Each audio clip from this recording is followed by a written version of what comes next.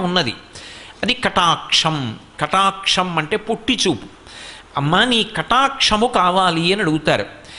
ఆ తల్లి అనుగ్రహం దేని చేత వర్షింపబడుతుంది అంటే ఆమె యొక్క కటాక్షము చేత. అంటే ఆమె కడగంటి చూపు చాలు ఎంతటి ఐశ్వర్యాన్నైనా ఇచ్చేస్తుంది, ఎంతటి శక్తినైనా కటాక్షించేస్తుంది.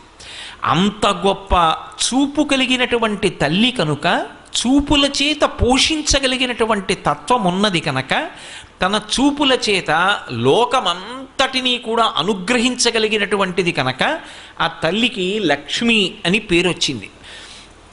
అటువంటి లక్ష్మి దృష్టి ఇప్పుడు కాదుట. అసలు ఎక్కడ ప్రారంభమవుతుంది అంటే ఈ శరీరంలోకి జీవుణ్ణి ప్రవేశపెట్టేటప్పుడే బ్రహ్మగారు మొట్టమొదట తల్లి వంక చూస్తాడు. ఎందుకని అంటే చతుర్ముఖ బ్రహ్మగారు సృష్టికర్త. సృష్టికర్త అయినటువంటి బ్రహ్మగారికి